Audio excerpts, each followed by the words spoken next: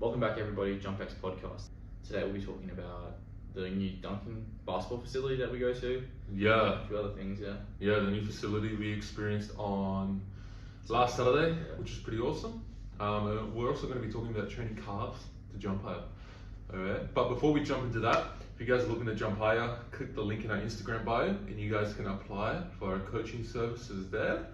But getting into the podcast, guys. So Buckets. Buckets is a shooting facility in Perth. Pretty much, apparently it's pretty well known, you were saying, by a lot of I've basketballers never in heard Perth. of it. Yeah, everyone knows it though.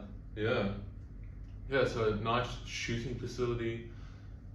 To be honest, one of the most fun dunk sessions I've had in a while. Everyone was just like keen. I could Yeah. just tell, yeah. Yeah, like, I don't know, change your environment or whether the environment was better, but yeah, it just felt so fun to jump there. I didn't even jump that crazy, but I don't know, it was just fun. I don't know why. You know, maybe because it's more private, I don't know. Yeah, it was cool because Yeah. when we actually started dunking, we were like the only ones in the place really. Yeah, there's Other only a than few the others. owner. Yeah, so it was like kind of like all to ourselves. We were like off into a corner. It's like a shed basically, Yeah. and just you feel very like kept in a good way. In a good way, it's like Yeah, and the courts are different there. Yeah. It's a sports court, so basically, like the feeder service apparently, and it actually felt very nice. I rate it very highly. Very nice. Like the traction just felt very consistent and reliable. Like gave us more confidence in terms of bringing speed into jumps and stuff like that. Because we don't really have to worry about slipping. Doesn't really matter what shoes you have. Yeah. Either. Like you can wear the beat up shit shoes. Yeah. You're gonna have a grip. That's where I think I'm gonna try wearing my way away 10s there this week and see how they go. Yeah. So we'll see how they go, but yeah, and the rim was like nice and flexed down a lot as well. Not flexed down as in bent, as in it's not flimsy, but it bends. Yeah. Yeah. It breaks. It's a breakaway rim, but Yeah. it breaks away quite a lot and nicely and easily. It's So, weird though. Like when you shoot on Yeah. it, if you miss a shot, it looks like it's a really stiff rim. Yeah. But as soon as you apply like a little bit of force of your own body weight, it just Yeah. So finishing And dunks. it sounds crazier when you hit dunks too. No. Yeah. I'd Yeah. say yeah. Yeah. Yeah. Definitely better than like Lakeside. Yeah. No. Yeah. Layside's so stiff, man. Like so stiff. It's crazy. But it just don't make noises when you dunk. Just But yeah. silent. But yeah, anyways, that went well and we really enjoyed it. I'm going to be there, I think, from now on. Got to drive a bit further, but it's worth it. Better environment, a bit more expensive, but oh well, I think it's worth it and I like it. Everyone likes I like it a lot. So, and we don't have to worry about getting told off for dunking or hanging or anything there as well, so which is really nice. And also they have their own basketballs there too, so we don't even have to bring basketballs. Like, to be honest, I like their basketballs. What were they again? Wilson's? Yeah, I like Yeah. their basketballs. So like they were nice. Like I was using one of theirs instead of mine the whole time, so which is nice. I still bring mine anyways, but it was just nice, you know, to have basketballs there and stuff, and the rim was fully adjustable as well. Yeah. Yeah, everything was awesome to be honest. I kind of want to see how high it can go. The ring and see like we should do a thing like who can dunk like on the highest. Well, it will be you because you can touch the highest. No, Sam. Maybe. Well, what's your max touch? I don't know. Sam and I probably touch around the same, like 11.8. You reckon Sam can touch 11.8? He touched 11.6 at that time we tested. Yeah. I reckon And plus he can go off the dribble. Sam would dunk higher than you off the dribble. That's what I mean. He can dunk off the But dribble. you So. off lob would probably have better chance. Yeah. I don't think it's gonna go that high anyway, so we don't need to worry about it. Yeah. Like 10.6. Yeah. But anyways, training calves to jump higher. Yes. Yeah, the reason I wanted to talk about this is because past few months I experimented with not training calves because I was doing a lot of plyometric sprinting, jumping. So you get a lot of calf strengthening through doing those things, right? Especially if you're doing extensive plyometrics, constantly in dorsiflexion. Because I know some coaches have opinions on the fact that you don't really need to train calves. Like training calves is just like a therapeutic sort of exercise, and you have other coaches that are like, no, you need to train calves, you need to train them heavy, like any other muscle group, to improve their force production. So I was just going through a little bit of an experiment, experimenting with not training them. For a while, I've gone back to training calves this week, and fucking hell, are my calves weak now. What did you do? I did 4 sets of 12 On? body weight single leg, Okay. and that was like kind of hard, right? But that is just super interesting. Like, so my calves actually got quite a bit weaker throughout the process, which I think definitely impacted my jumping, right? Because if your calves are weak, your toes are weak, if your foot is weak, then all the strength you have up the chain through your hamstrings, glutes, everything like that, you're not going to utilize that as well. It doesn't matter almost. Yeah, you're not going to utilize that as well. Like, if your roots or your foundation in terms of your feet, calves and stuff aren't strong as well. Yeah. So that's where you need to train your calves to be strong. I think there's a lot of value in periodizing your calves in the same way you would periodize any other muscle group as well. So super interesting. Like, not only, like, the thing is, right, when you do a calf raise, you not only strengthen your like soleus, your gastroc, but you also strengthen your toes as well. Like, especially your big toe, which is like, I don't know what your thoughts are on. Toe. Yeah, I don't know what your thoughts are on this, but that could be an X factor in jumping, because I've heard things, and I've seen things where obviously the stronger your big toe is, but also if you can't get to a 90-degree angle in terms of how much you can flex your toe, that can affect your ability to recruit your glute max. Yeah, interesting. Yeah. Okay. I can see how one foot is even more important. Yeah, 100%. Even for like balance and stuff. 100%. No reason not to do it. 100%. The other thing I'm starting to do as well is actually training my tibialis to get stronger as well. Now, I feel like this podcast is going down like a really dangerous road. We're talking about calf raises, tib raises. Yeah. Like, there's another argument is the fact that your tibs, they get a lot of strengthening through just jumping and doing plyos anyways, so you don't need to train them. And anytime your foot does that. Yeah. Right? But that's where I'm experimenting with training that and actually improving my strength on tibialis raises. I guess why not? Like, in theory, like, if you get a muscle stronger, while continuing to jump, sprint, all that, there should be some sort of effect or carryover to an extent. It might be small. Yeah. But the tib primarily decelerates the shin. Yeah. Or the tibia, right? So if you get that muscle stronger, in theory, would that, while continuing to jump and do all those things, in theory, would that not translate into being able to decelerate better? And if you can decelerate better, that can impact your 2 foot. Yeah, you probably bring more speed in as well. That's just in theory, right? But let's experiment, bro. That's why I'm experimenting, and that's why, like, here on JumpX, we're constantly experimenting. Usually with ourselves first, and then we'll do it on you. Yeah. So that's where I'm experimenting with that as well. We should both just do it. I reckon you should do it, because even if it like doesn't do anything in terms of performance, like, it'll improve your ankle stability and just health. Yeah. Oh, and knee pain, right? I don't think so if I do like 100 tib raises, like, I just jump for 6 hours and get no knee pain. No. But yeah, I feel like, just do it. Fuck it. Just do it once a week, and just do it with kettlebell. And just fucking see. You just set it up with a bench, like going to there, and then your foot's just over the edge, and then it's not hard.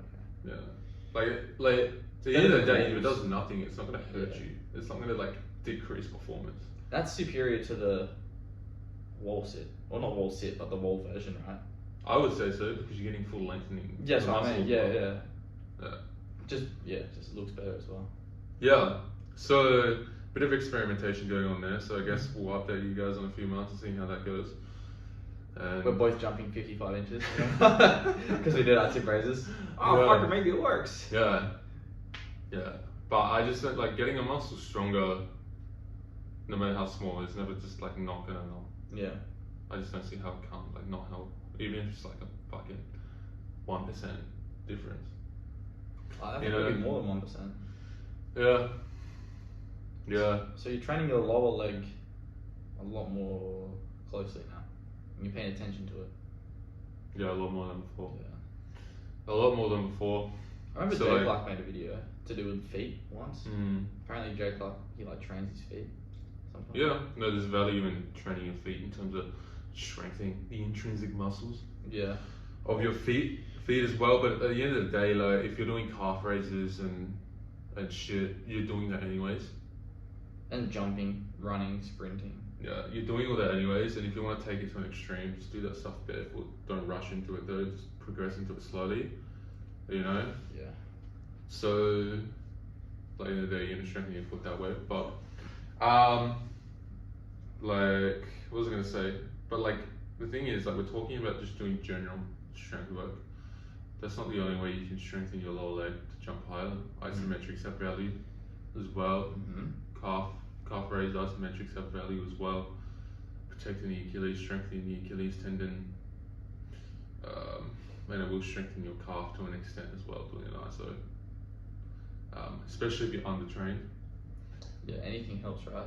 Yeah. Like that Stanley on JumpX from China. Yeah. When he does his ISOs, he doesn't just always do the same weight time and time again. Every week he's trying to go like a little bit heavier. Yeah. And I think that works quite well actually. Yeah. And I don't think he's running into knee pain ever. As long as it's really slow, yeah. Yeah, no, it's only like 1 kilo every week. Yeah. But he's been doing it for so long that he's up to like 40 kgs on leg extension. That's actually pretty insane. People don't. That is 45 crazy. seconds single leg. That is interesting. That is very interesting. Very interesting. So he's running like a mini experiment for us. Yeah. And like, if you get your ISO stronger, does that increase your work capacity in terms of knee pain? Like how much you can get away with? Maybe. Because if your tendon's stronger, then. So then again, it makes sense in theory, whether it makes sense in practice, then, you know, it's like another way you can strengthen your lower leg is literally just doing plyometrics. Which is what you did. Yeah. Right, yeah. Like especially doing hopping.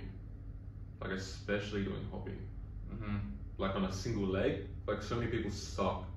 Like fucking just suck at single leg hopping. Right? That has a lot of value because that's gonna, if you're doing single leg hopping and you get good at single leg hopping and you progress your single leg hopping even long term into things like bounding and stuff, like your calves are going to get stronger, your tibialis is going to get stronger. Yeah. Like in a very specific fashion to jumping. Yeah. Alright. Actually, I have a pretty funny story about plyos. Like, you know how I went to that new rec center on Wednesday? Well, there was one guy in the stadium, he was maybe like 14, 15. Yeah. And he saw me jumping, and then we're like talking, like towards the end, and he's like, first question he asked me is like, do you do plyometrics? And then when I told him no, because I'm assuming I do technically, but his definition of plyometrics I know is more like fucking, you know, random shit you see in the gym. You do play, yeah. Yeah, so I said no, but then I explained to him I do actually, but just not what he thinks I do.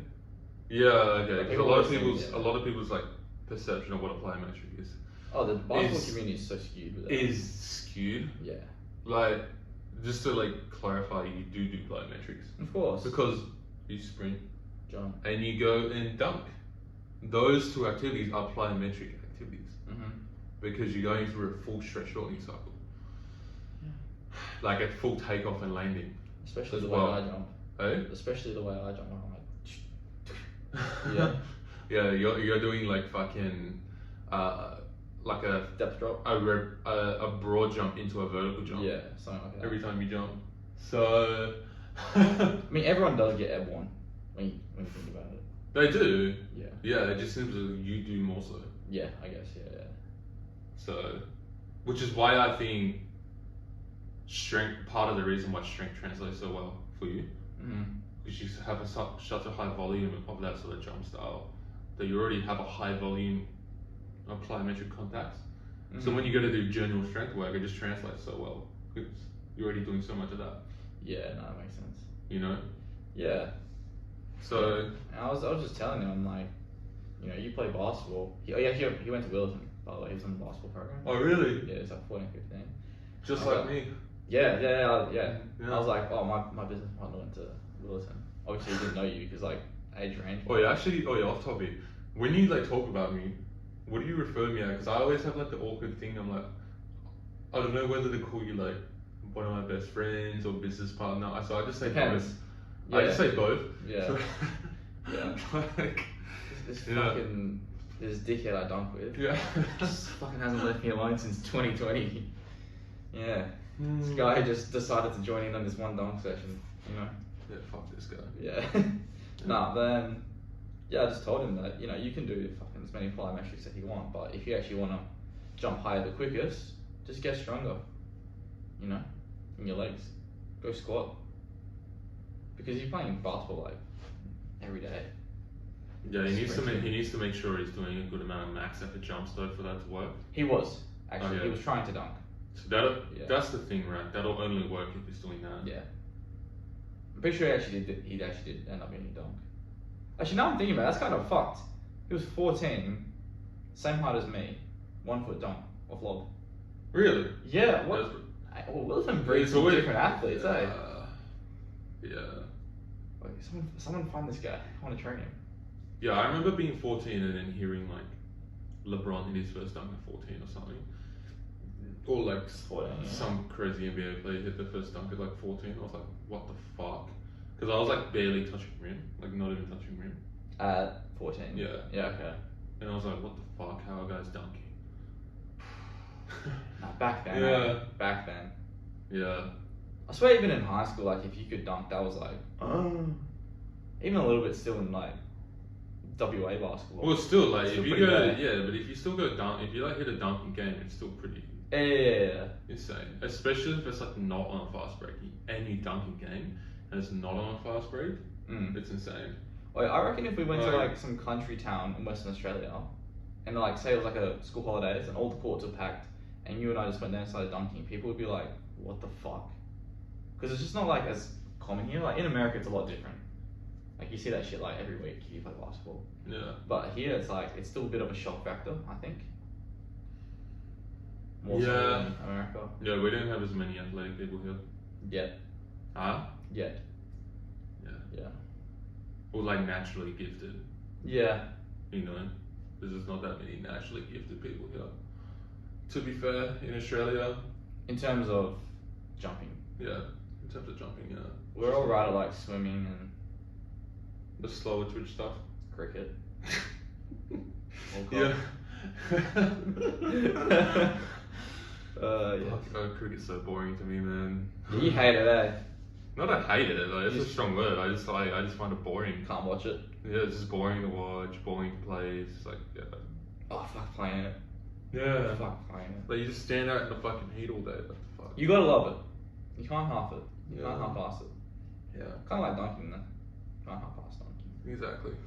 But yeah, anyways, guys, if you guys are looking to jump higher, click the link in our Instagram bio and you can apply for our coaching there. Alright.